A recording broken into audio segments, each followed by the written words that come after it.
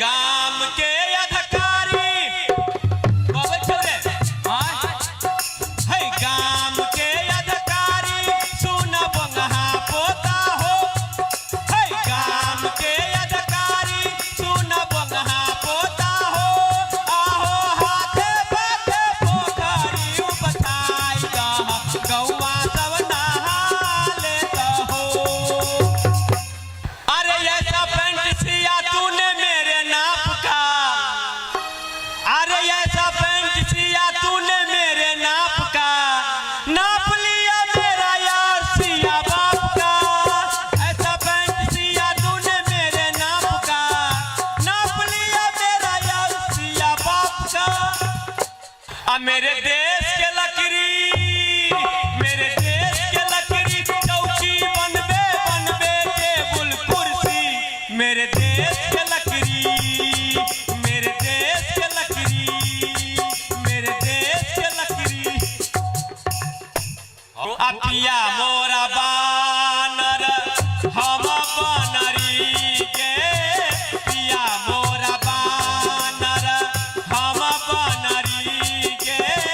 काठ पर सकीरली तो टूटल चमड़ी के। कुकु हो कुकु, कुकु हो कुकु, कुकु हो कुकु, कि दाना खइबे रे मोरुगाबा। कुकु हो कुकु, कि दाना खइबे रे मोरुगाबा। रघुपति राघव राजा राम इज्जत लूटे आसारा। अजय हनुमान ज्ञान गुण सागर कत गेल भगवान तोहर पावर। सिया हरण सुने हनुमाना साइकिल लेके पहुंचा थाना। रामचंद्र के बचन सोहारी उठ हनुमान परसु तरकारी। आगे चलत राम रघुराई पीछे से लक्ष्मण बीरी धराई। राम कहलखिन हमरो दी है, लखन कहलखिन सुथनी ली है। चित्रकूट के घाट पर, चित्रकूट के घाट पर लगे साइकिल के भीड़। आ तुलसीदास पंचर साटे हवा दिए रघुवीर। सदा भवानी दाहिनी, सदा भवानी दाहिनी सन्मुख पान पहले। आ तीन चीज मिल, कथी से बुझलिए?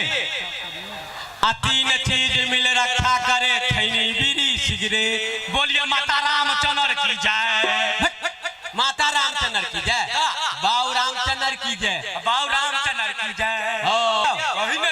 अरे लंका निकट निश्चर निवासा, सुने छी वो लंका निकट निश्चर निवासा।